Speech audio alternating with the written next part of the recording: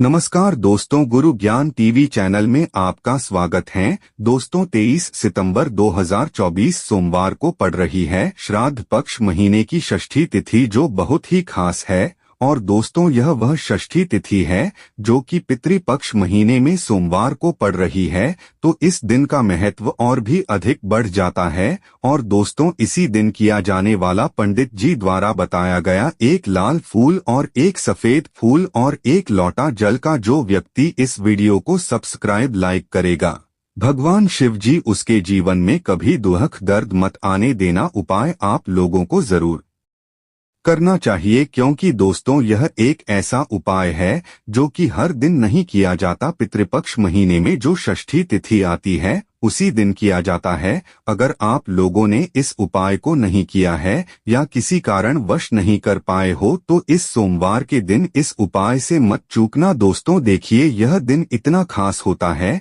इतना महत्वपूर्ण होता है। देखा गया है कभी कभी बड़े बड़े पाठ अनुष्ठान से जो मनोकामना पूर्ण नहीं होती है, वह सोमवार के दिन एक छोटे से उपाय करने से ही आपकी मनोकामना पूर्ण हो जाती है। और बहुत सारे लोगों ने इस उपाय को किया भी है और उनको इस उपाय को करने का फल भी जरूर मिला है। अगर आप लोग भी इस उपाय को इस सोमवार सृष्टि के दिन करना चाहते हैं तो आप इस उपाय को पहले अच्छे से समझ लेना, सुन लेना, उसके बाद करना। आपको इस उपाय का फल जरूर मिलेगा, आपकी सभी मनोकामनाएं हो जाएंगी। दोस्तों हम आपको यहाँ पर बता दें कि यह जो एक लाल फूल और एक सफेद फूल वाला उपाय है, यह उपाय पंडित जी ने अपनी अभी की शिव महापुराण की कथा में ही बताया है। और इस उपाय को करने से आपके घर में चाहे किसी भी प्रकार की दुख और समस्या क्यों ना चल रही हो, आपको उसका कारण भी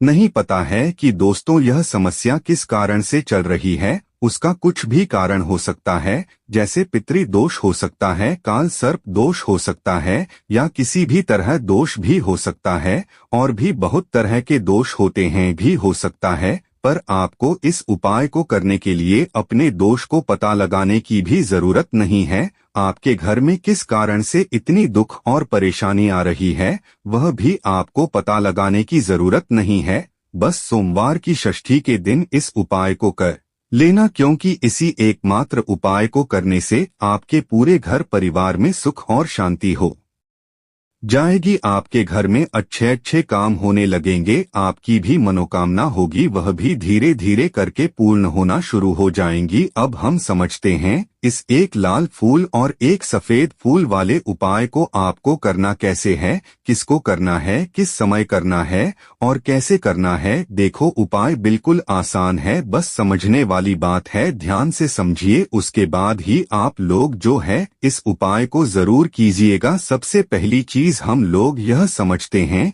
कि इस एक लाल फूल और एक सफेद वाले उपाय को इस आने वाली सोमवार षष्ठी के दिन किसको करना है। तो देखिए, इस उपाय को घर के सभी सदस्यों को करने की बिल्कुल भी जरूरत नहीं है। घर में से कोई एक मुख्य बड़ा सदस्य ही इस उपाय को करेगा तो उस घर परिवार के सभी सदस्यों को इस उपाय को करने का फल मिल जाएगा। पर वह बड़ा सदस्य कौन होगा, कौन व्यक्ति इस उपाय को करे, तो यहाँ पर देखिए हम आपको बता दें, घर की जो बड़ी माताएं बहनें होंगी कि बड़ी माताओं बहनों में से कोई भी एक माता बहन इस वाले उपाय को कर सकती है। अपने पूरे घर परिवार के लिए घर में सभी सदस्यों को इस उपाय को करने की जरूरत नहीं है। मातृ घर की जो बड़ी माताएं बहनें हैं उनमें से कोई भी एक माता बहन इस वाले उपाय को करेगी तो उसके घर परिवार के पूरे सदस्यों को इस उपाय का फल मिलेगा। अगर किसी कारणवश माताएं और बहनें घर में उपस्थित ना हो या वह इस उपाय को ना कर रही हो, कुछ दिक्कत हो, तो दोस्तों उस पर फिर घर का कोई बड़ा व्यक्ति भी इस उपाय को कर सकता है। इस वाले उपाय को हमें करना किस समय है, एक लाल फूल और एक सफेद फूल वाले उपाय को हमें इस सोमवार के दिन की समय है। तो देखिए, इस उपाय को करने का जो समय है, सुबह का समय भी है और शाम का समय भी है। अब देखिए, यहाँ पर हम मुख्य रूप से सुबह का समय नहीं बोलेंगे, क्योंकि देखिए यह जो सोमवार षष्ठी तिथि है और आप सभी लोग जानते हैं इसका प्रदोष काल का मतलब शाम का जो समय होता, इस दिन भगवान शिवजी का सबसे प्रिय दिन होता। है तो आप लोग इसे एक लाल फूल एक सफेद फूल वाले उपाय को सुबह के समय भी कर सकते हो और शाम के समय प्रदोष काल में भी कर सकते हो। शाम के 6 बजे से लेकर 9 बजे के बीच में अगर आप इस उपाय को कर सकते हो तो बिल्कुल कर लेना। आपको जो समय अच्छा लगे आप उस समय पर इस वाले उपाय को कर सकते हैं। तो चलिए जानते हैं इन विशेष उपायों के बारे में। लेकिन उससे पहले जो भी मेरी प्यारी बहनें आज चैनल पर पहली बार आए हैं या मेरी आवाज आज पहली बार सुन रहे हैं, अगर आप भी महादेव के सच्चे भक्त हैं तो वीडियो को लाइक और चैनल को सब्सक्राइब जरूर कर लें और कमेंट बॉक्स में लिखें हर हर महादेव ओम नमः शिवाय लिख देना। देखो अब सबसे महत्वपूर्ण बात आती है कि इस उपाय को हमें करना किस लिए है। जैसा कि हमने अभी आपसे बोला कि इस उपाय को करने के बाद आपके जीवन में बहुत सारी खुशियां, आपकी मनोकामनाएं पूर्ण होंगी, आपकी धन की समस्या दूर होगी, आपकी पैसों की समस्या दूर होगी। अब देखिए, अगर आप लोग सोच रहे हो कि दोस्तों हमें अपना घर बनाना है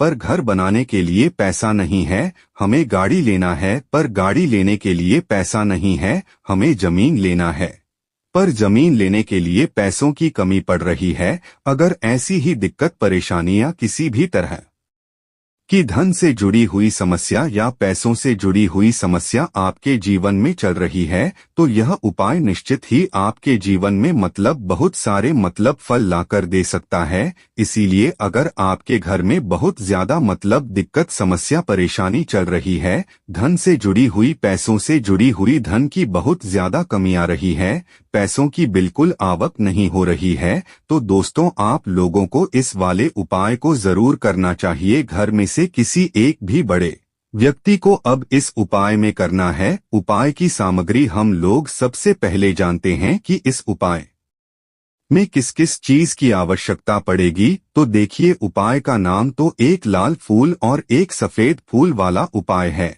पर इस उपाय में कुल मिलाकर 4 सामग्री हमें लगने वाली है, जो कि पंडित जी ने खुद सीहोर वाली कथा में बताया है। और जो हम आपको उपाय बताते हैं वह पंडित जी द्वारा बताए गए होते हैं, अलग से हम कुछ भी नहीं बता। इस तरीके से आपको इस बेलपत्र को माता अशोक सुंदरी जी वाले स्थान पर समर्पित कर दे। उसके बाद में अपनी एक शमी पत्र उठा लो जो आप उपाय के लिए लेकर आए हुए हो। शमी पत्र को उठाकर शमी पत्र की भी जो डंडी का भाग होगा वह जलाधारी की तरफ करके, जहां से जल बहता है नीचे गिरता है उस तरफ करके, और पत्ती वाला भाग शिवलिंग की तरफ करके इस शमी पत्र को भी उस बेलपत्र के ऊपर आपको समर्पित कर देना है। समर्पित करने के बाद अब आप ले लो अपना एक लाल फूल जो आप उपाय को करने के लिए लेकर आए हुए हो। लाल फूल का जो खिला हुआ भाग होगा, चाहे वह गुलाब का फूल हो चाहे कोई सा फूल जो शिवलिंग पर चढ़ता हो, दोस्तों उस फूल का जो खिला हुआ भाग होगा वह शिवलिंग की तरफ होगा। बाकी जो पीछे का भाग होगा फूल का वह जलाधारी की तरफ, जहां से जल बहता है नीचे गिरता है उस तरफ होगा। और आखिरी में आपका जो एक सफेद फूल बचा हुआ है, इस सफेद फूल को भी आपको लेना है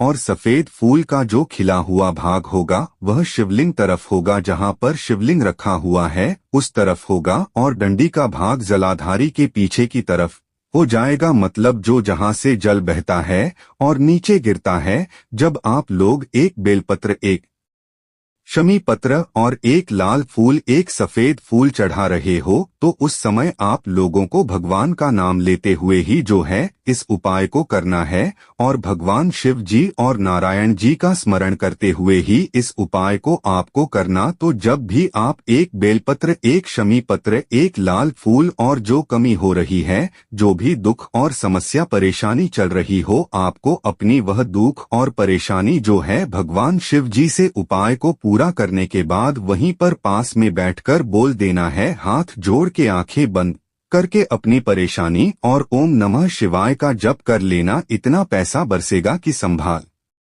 नहीं पाओगे।